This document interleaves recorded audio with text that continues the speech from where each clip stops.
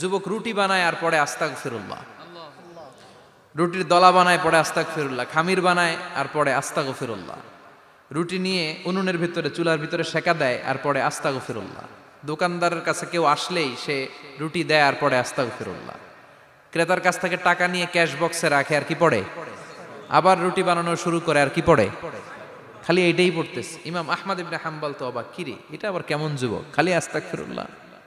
উনি প্রশ্ন করলেন, যুবক ঘটনা কি? আসার পর থেকেই তোমার দেখতেছি তুমি রুটি বানাও, রুটি বিক্রি করো আর পড়ো আস্তাগফিরুল্লাহ, মালাকা ইয়া শাবাব। যুবক বলে, আস্তাগফিরুল্লাহ আমার সবচেয়ে বেশি পছন্দের আমল, আমি সব সময় আঠার মতো ইস্তেগফারের সাথে লেগে থাকি আর সব সময় পড়তে থাকি আস্তাগফিরুল্লাহ, আর এর বদৌলতে আল্লাহ আমারে মুস্তাজাবুদ দাওয়া বানিয়ে দিয়েছে। আহমদ ইবনে হাম্বল তো অবাক, আনতা মুস্তাজাবুদ দাওয়া,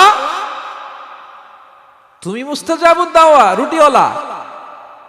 আমি এত বছর হাদিস পড়াই, আমিও তো মুস্তাজাবুদ দাওয়া না, আর তুমি রুটি বেচো বাজারে, তুমি মুস্তাজাবুদ দাওয়া, তুমি দোয়া করলে সব কবুল হয়ে যায়? যুবক বলে, না আনা মুস্তাজাবুদ দাওয়া, আমি আমার জীবনে যত দোয়া করেছি কবুল করে নিয়েছে কে? সব দোয়া কবুল করে নিয়েছে আল্লাহ, একটা দোয়া ছাড়া। কয়টা? আহমদ ইবনে হাম্বলের কৌতূহল, কিউরিসিটি আরো বেড়ে গেল, কি সব দোয়া কবুল হয়েছে একটা দোয়া ছাড়া? মাযালিকা দুআ ইয়া শাব, কি সেই দোয়া?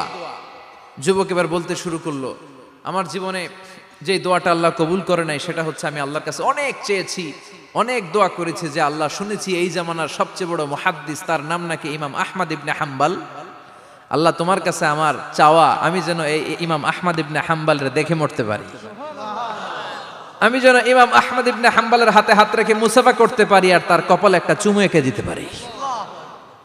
আহমদ ইবনে হাম্বল আবেগপ্রবণ হয়ে গেলেন, চোখের পানি ছেড়ে দিলেন, বললেন, যুবক তোমার এই দোয়াটাও কবুল হয়ে গিয়েছে। আহমদ ইবনে হাম্বলের দেখা আর সাক্ষাৎ পাওয়ার জন্য আহমদ ইবনে হাম্বলের বাড়িতে তোমার যাওয়ার দরকার নাই, আহমদ ইবনে হাম্বল তোমার দরবারে ছুটে এসেছে। আনা আহমদ ইবনে হাম্বল মুহাদ্দিসুদ দাহর, আমি নিজেই আহমদ ইবনে হাম্বল। যুবক চোখের পানি ছেড়ে দেয়, আহমদ ইবনে হাম্বল চোখের পানি ছেড়ে দেয়। যুবক চিৎকার মেরে ইমাম আহমদ ইবনে হাম্বলকে জড়িয়ে ধরে, হাতে হাত রেখে মুসাফা করে, কপালের